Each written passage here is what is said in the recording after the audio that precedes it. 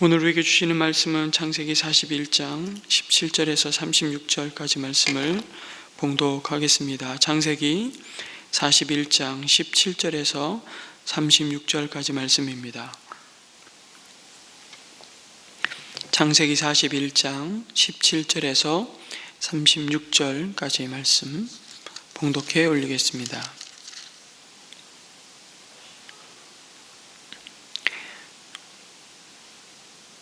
바로가 요셉에게 말하였다. 꿈에 내가 나일 강가에 서 있는데 살이 찌고 잘생긴 암소 7마리가 강에서 올라와서 갈밭에서 풀을 뜯었다. 그것들의 뒤를 이어서 약하고 아주 흉측하고 야윈 다른 암소 7마리가 올라오는데 이집트 온 땅에서 내가 일찍이 본 일이 없는 흉측하기 짝이 없는 그런 암소들이었다. 그 야위고 흉측한 암소들은 먼저 올라온 기름진 암소 7마리를 잡아먹었다. 흉측한 암소들은 살이 찐 암소들을 잡아먹었는데도 여전히 굶은 암소처럼 흉측하였다. 그리고는 내가 깨어났다. 내가 또다시 꿈에 보니 한 줄기에서 자란 이삭 7개가 있는데 잘 여물고 실한 것들이었다. 그것들의 뒤를 이어서 다른 이삭 7개가 피어 나오는데 열풍이 불어서 시들고 야위고 마른 것들이었다. 그 야윈 이삭이 잘 여문 7 이삭을 삼켜버렸다. 내가 이 꿈 이야기를 마술사와 현인들에게 들려주었지만 아무도 나에게 그 꿈을 해몽해 주지 못하였다. 요셉이 바로에게 말하였다. 임금님께서 2번 꾸신 꿈의 내용은 다 같은 것입니다. 임금님께서 장차 하셔야 할 일을 하나님이 보여주신 것입니다. 그 좋은 암소 7마리는 7회를 말하고 잘 여문 이삭 7개도 7회를 말하는 것입니다. 두 꿈이 다 같은 내용입니다. 뒤따라 나온 야위고 흉측한 암소 7마리나 열풍에 말라버린 쓸모없는 이삭 7개도 역시 7회를 말합니다. 이것들은 흉년 7회를 말하는 것입니다. 이제 제가 임금님께 말씀드린 바와 같이 임금님께서 앞으로 하셔야 할 일을 하나님이 보여주신 것입니다. 앞으로 올 7회 동안에는 온 이집트 땅에 큰 풍년이 들 것입니다. 그런데 곧 이어서 7회 동안 흉년이 들 것입니다. 그렇게 되면 이집트 땅에 언제 풍년이 있었더냐는 듯이 지나간 일을 다 잊어버리게 될 것입니다. 그리고 기근이 이 땅을 황폐하게 할 것입니다. 풍년이 든 다음에 오는 흉년은 너무나도 심하여서 이집트 땅에서는 아무도 그 전에 풍년이 든 일을 기억하지 못할 것입니다. 임금님께서 같은 꿈을 2번이나 거듭 꾸신 것은 하나님이 이 일을 하시기로 이미 결정하시고 그 일을 꼭 그대로 하시겠다는 것을 말씀해 주시는 것입니다. 이제 임금님께서는 명철하고 슬기로운 사람을 책임자로 세우셔서 이집트 땅을 다스리게 하시는 것이 좋을 듯합니다. 임금님께서는 전국의 관리들을 임명하셔서 풍년이 계속되는 7회 동안에 이집트 땅에서 거둔 것의 5분의 1을 해마다 받아들이도록 하심이 좋을 듯합니다. 앞으로 올 풍년에 그 관리들은 온갖 먹거리를 거두어 드리고 임금님의 권한 아래 각 성읍의 곡식을 갈무리하도록 하십시오. 이 먹거리는 이집트 땅에서 7회 동안 이어갈 흉년에 대비해서 그때 이 나라 사람들이 먹을 수 있도록 갈무리해 두셔야 합니다. 그렇게 하시면 기근이 이 나라를 망하게 하지 못할 것입니다. 아멘. 오늘 우리가 읽은 말씀 앞부분에서 이미 술 맡은 시종장과 떡 굽는 시종장이 한날 한시에 왕의 죄수들만 가두는 감옥에 들어와 죽을 날만 기다리고 있는데 그들이 꿈을 꾸었고 그 꿈은 너무나도 예사롭지 않은 꿈이었다는 사실을 보았습니다. 너무 생생했고 그들은 그것을 해석할 수는 없었지만 분명한 징조를 가르쳐주고 있다고 생각했습니다. 마침 그들을 수종들라고 주인의 명을 받은 요셉이 그들의 낯빛이 평소와 다름을 보았지요. 그리고 무슨 일인지 물었습니다. 그러자 그 시종장들이 요셉에게 말합니다. 자신들이 꿈을 꾸었는데 해몽해 줄 자가 없다고 말합니다. 요셉은 그때 조금도 주저함 없이 대답했습니다. 해몽은 하나님께서 하시는 것이 아닙니까? 라고 말합니다. 같은 감옥에 끌려와 있는 죄수들이었지만 요셉이 그렇게 말을 섞고 상종할 수 있는 자들이 아니었습니다. 더군다나 거기에다 이 해석이 하나님께 있지 아니하나이까? 라고 말할 그런 처지가 못 되었던 것입니다. 생각해 보십시오. 자기 처지를 말입니다. 너는 그런 해석을 할 수 있는 하나님을 알고 있는데 너는 왜 그 꼬라지를 하고 있냐?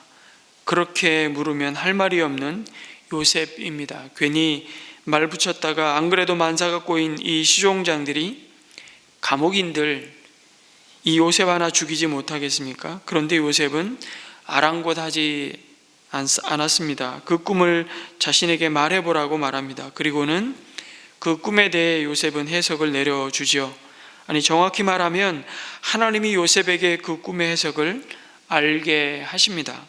그 해석대로 사흘 만에 술 맡은 시종장은 복직이 되고 떡 굽는 시종장은 형장의 이슬로 사라집니다. 아마 이 일로 요셉은 큰 기대와 소망을 가졌을 것입니다. 드디어 이제 내 원한이 풀릴 수 있는 기회가 왔다는 희망을 가졌을 것입니다. 왜냐하면 술 맡은 시종장에게 간곡히 부탁해 놓은 말이 있었기 때문이었습니다. 일이 잘 되어서 당신이 풀려나거든 나를 생각하고 내게 은혜를 베풀어서 내 사정을 바로에게 하려 이 집에서 건져달라는 부탁이었습니다. 그러나 우리가 살펴본 대로 술 맡은 시종장은 그 꿈대로 복직되었지만 요셉을 기억하지 못했습니다. 아니, 그를 잊었다고 말씀합니다. 여러분, 이것이 인간입니다.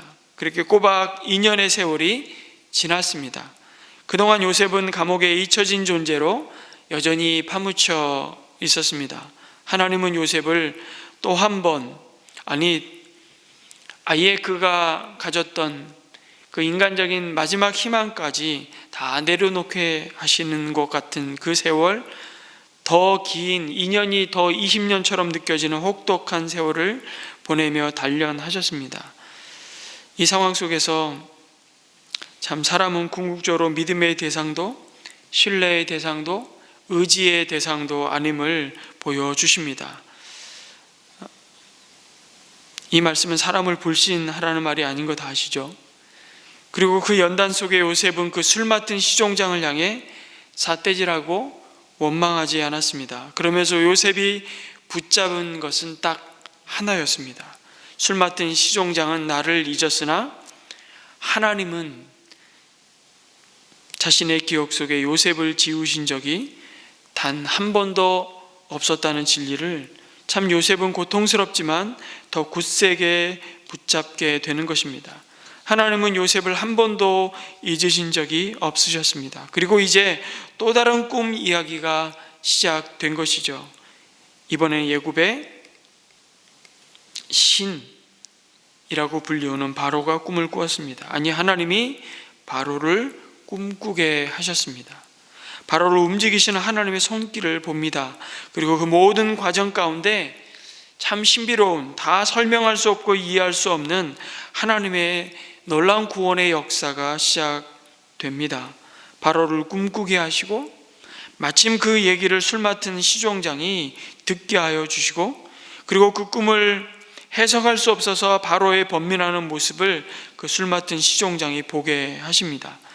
2년 전 자신이 감옥에서 죽음을 기다리며 고뇌하던 자신의 모습을 오버랩되게 만드시죠.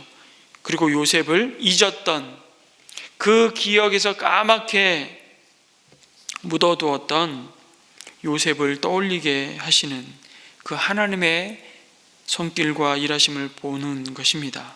물론 감옥에 앉아있는 요셉은 그 영문을 몰랐을 것입니다.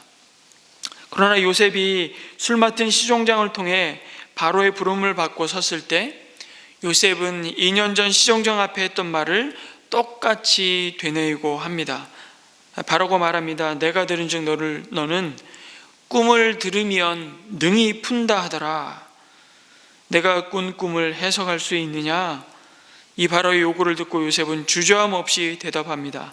이번에는 더 노골적으로 말합니다. 16절에 저에게는 그런 능력이 없습니다. 임금님께서 기뻐하실 대답은 하나님이 해주실 것입니다. 요셉이 지금 바로 앞이라 겁먹은 것입니까?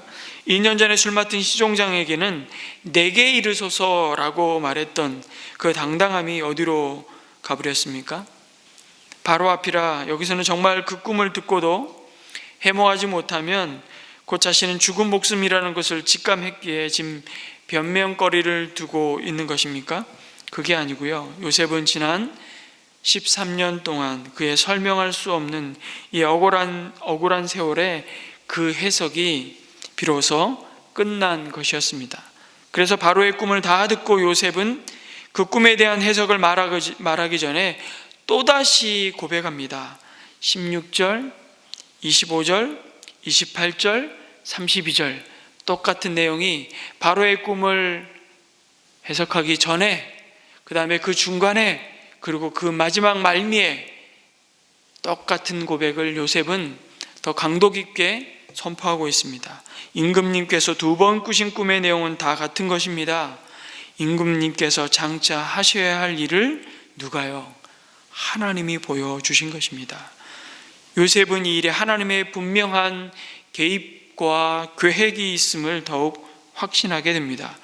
요셉은 바로가 꾼 꿈의 의미를 설명하고 말씀드린 대로 28절에 또다시 말합니다. 이제 제가 임금님께 말씀드린 바와 같이 임금님께서 앞으로 하셔야 할 일을 하나님이 보여주신 것입니다.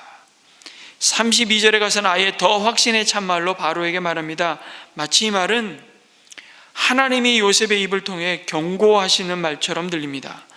임금님께서 같은 꿈을 2번이나 거듭 꾸신 것은 하나님이 이 일을 하시기로 이미 결정하시고 그 일을 꼭 그대로 하시겠다는 것을 말씀해 주시는 것입니다. 우리가 주목해야 할 것은 요셉이 바로의 꿈을 해석하면서 처음과 중간과 마지막에 한 이 고백이죠.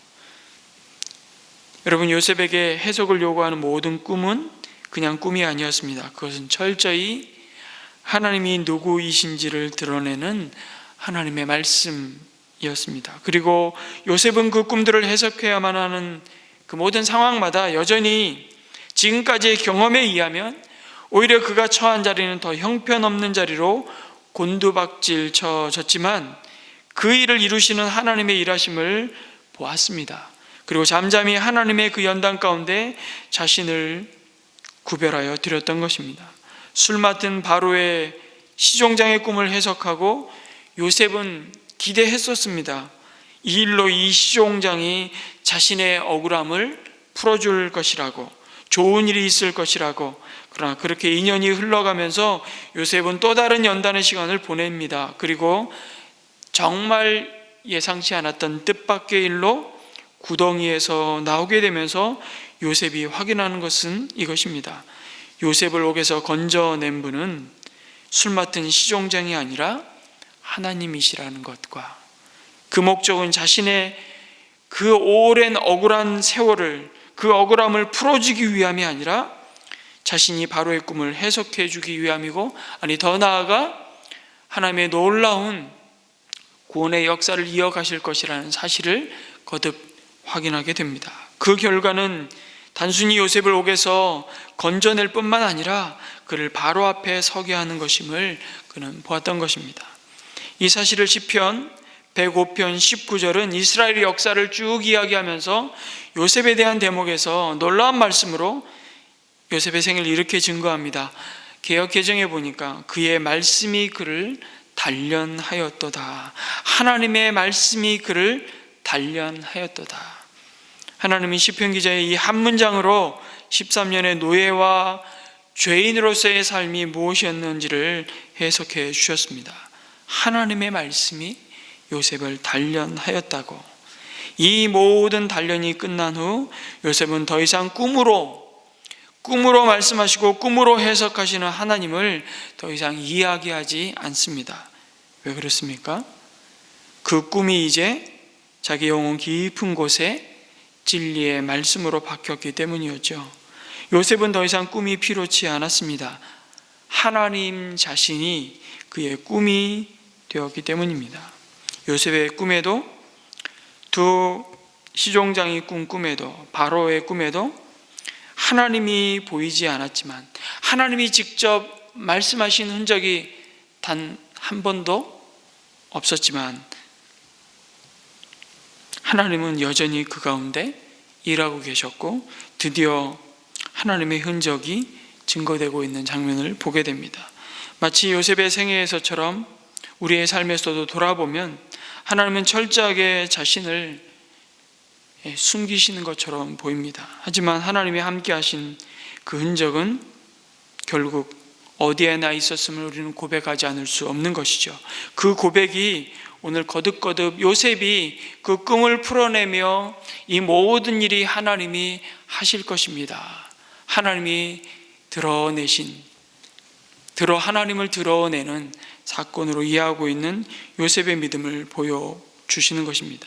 하나님이 언제나 일하셨음을, 하나님이 보이지 않아 답답하고 어떻게 하는 것이 잘하는 것인지 갈 길을 알지 못해서 혼란스러웠던 그 순간이 많았지만, 돌아보면 거기에도 여전히 하나님은 일하고 계셨고 그 하나님의 흔적이 있었음을 요셉이 이렇게 고백하고 있는 것처럼 우리도 그 고백을 하게 됩니다. 우리가 할 수 있는 것은 아무것도 없고 우리 앞길에 대해서 아무것도 몰라 답답하고 힘들지만, 가만히 생각해 보면 아무것도 할 수 없고 아무것도 모른다는 사실이 힘든 만큼 또 한편으로 보면 위로가 되는 경험을 합니다. 하나님이 계시기 때문입니다. 하나님은 우리를 향한 그 계획을 가지고 계시고 우리가 모를 때라도 우리의 길을 가장 선하게 인도하셨고 앞으로도 그럴 것이기 때문이죠. 그 하나님의 계획하심에 대해서 요셉은 33절부터 36절까지 꿈을 해석하고 끝나는 것이 아니라 7년 대흉년을 대비해서 7년 대풍년의 기간을 어떻게 보내야 할지에 대한 해법까지 제시합니다. 왕은 즉시 명철하고 즐거운 자를 책임자로 세워서 이집트 땅을 다스리게 하고 전국에 관리들을 두어서 각 성읍에 7년 동안 주어질 풍년에 거둔 그 모든 소출의 5분의 1을 세금으로 거두어들이라고, 그리고 그것을 저장하라고 조언합니다. 그래야 이 나라가 망하지 않는다고 말합니다. 결국 이것이 요셉이 애굽의 총리가 되는 결정적인 이유가 되는 것을 봅니다. 요셉은 단순히 바로의 꿈을 해석한 자가 아니라 그 꿈이 실현되어 나타날 심각한 재난을 헤쳐나갈 그 실력을 갖추고 있음을 보게 됩니다.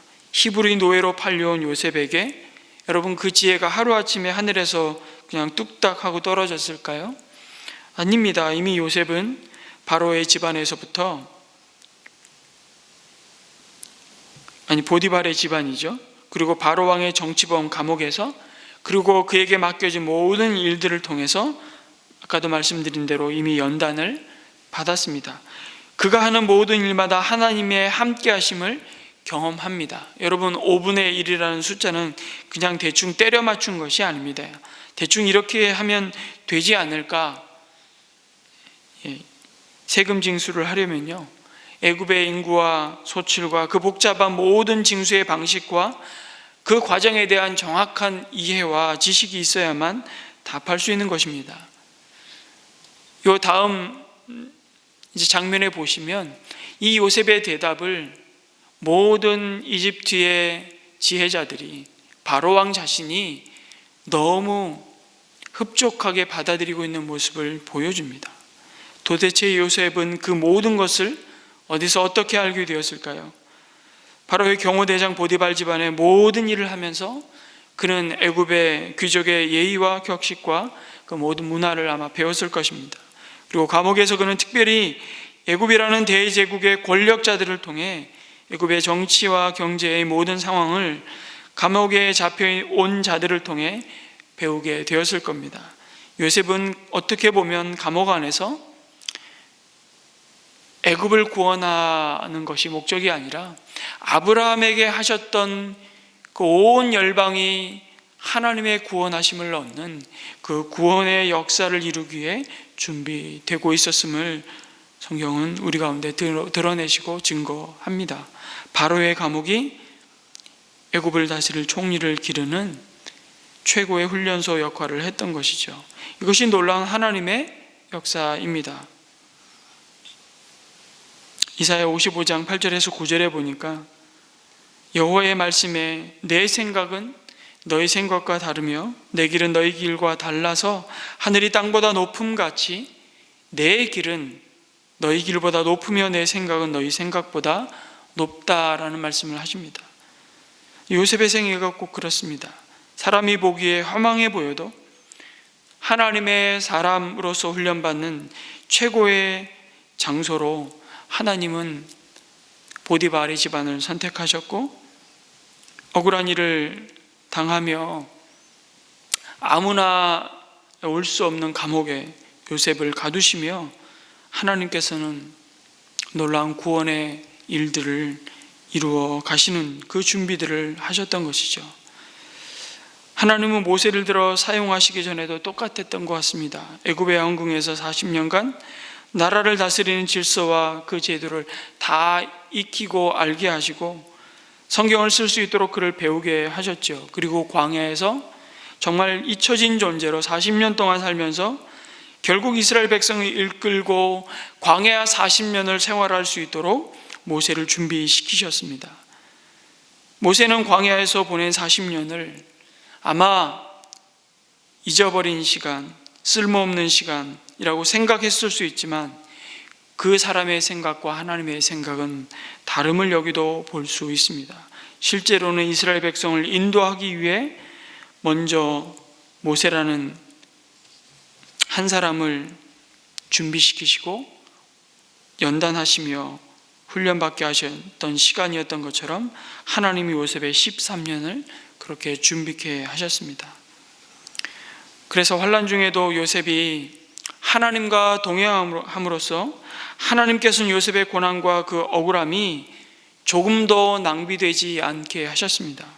여기서 우리는 요셉의 형통함이 무엇인지를 다시 보게 됩니다. 창세기 39장에 그렇게 반복해서 아니 그거를 형통하다고 누가 이야기할 수 있을까라고 말하는 그 장면에서 우리는 진짜 형통이 무엇인지를 다시 한번 묵상하게 되는 것이죠. 그가 애굽의 총리가 되어서 형통한 자라고 말하는 것이 아닙니다. 개천에서 용났기 때문이 아닙니다. 요셉이 애굽의 총리가 되었다고 하더라도 만약 요셉이 정말 흥청망청 개인의 그 안녕과 즐거움을 위해서 살았다면 성경은 그 요셉을 형통한 자라고 부르지 않았을 것입니다. 처해 있는 자리가 고난이든 부유함이든 가난이든 편안함이든 그것이 낭비되지 않았기에 풍족해서 의미가 있는 것도 아니고 가난해서 의미가 있는 것도 아니고 무엇이든 하나님이 함께 하심으로써 거기에 하나님이 주신 사명을 붙들 때 그것이야말로 요셉에게 우리가 우리의 삶 가운데 다 이해할 수 없고 설명할 수 없는 자리 속에서도 하나님이 우리에게 약속하신 말씀을 붙들고 하나님의 뜻을 구하며 우리가 사명을 놓치지 않을 때 우리 삶은 낭비된 것이 아니고 그 안에 오늘도 하나님의 일하시는 역사를 보게 된다고 약속하고 있습니다. 여러분, 요셉은 남다르게 그 자신이 꿈꾸는 자였기 때문에 그 꿈을 해석할 수 있는 탁월한 지략이 있었기 때문에 형통한 자가 아니었습니다. 늘 말씀드리지만 꿈을 꾸되 하나님만이 꿈을 해석하시고 그 꿈을 이루시는 자임을 믿었기에 형통한 자였습니다. 그래서 하나님을 보지 못하는 꿈은 요셉이 아니라 요셉 할아버지가 꿔도 미안하지만 개꿈입니다.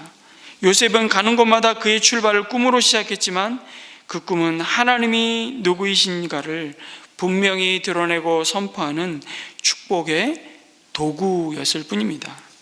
그래서 중요한 것은 내가 무슨 꿈을 꾸냐보다 하나님이 내 인생의 핸들을 쥐고 계시다는 그 믿음과 그분께 내 삶의 그 핸들을 온전히 맡겨드리는 그 신뢰와 의뢰함이 있느냐는 것이죠. 요셉의 형통은 그 믿음의 부요함이었습니다. 이렇게 고백할 수 있었던 이유가 바로 그것입니다. 하나님만이 내 인생을 해석하는 자임을 고백하며 하나님의 말씀을 붙잡을 때 마침내 요셉은 그 은혜의 세계를 보았던 것입니다. 그리고 오늘 이 말씀 앞에 선 우리로 하여금 참으로 말도 안 되고 여전히 불의하고 엉망진창인 세상 안에서 동일한 은혜의 세계를 볼 수 있도록 하나님 우리 삶의 해석자가 되시겠다고 여전히 약속하십니다. 아니, 우리 인생의 답은 이미 예수 그리스도이십니다. 이 약속의 말씀을 붙들고 우리를 두시고 보내시는 그 소명의 자리에서 우리 인생의 참된 해석자이신 주님과 동행하고 승리하시는 저와 여러분이 되시기를 주님의 이름으로 축복합니다. 우리 이 말씀을 기억하며 우리 함께 기도했으면 좋겠습니다. 하나님, 내 삶의 자리가 어디든지 간에 그 속에서 오늘도 여전히 약속의 말씀 가운데 일하고 계시는 하나님을 주목하여 바라보게 하여 주시옵소서. 이렇게 기도했으면 좋겠고요.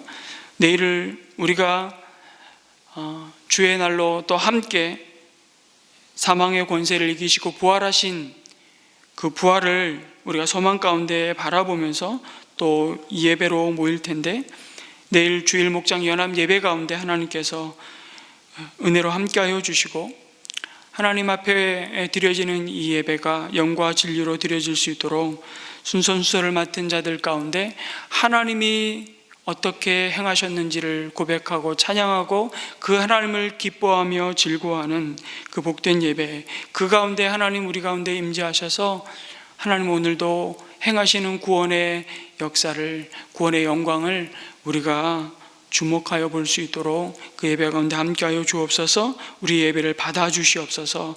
우리가 온전한 예배자로 서게 하여 주시옵소서. 우리 내일 드려질 모든 예배 가운데 주님의 임재를 함께 구하며 우리 개인의 기도 제목을 가지고 기도하시고 자유롭게 돌아가시도록 하겠습니다. 기도합니다.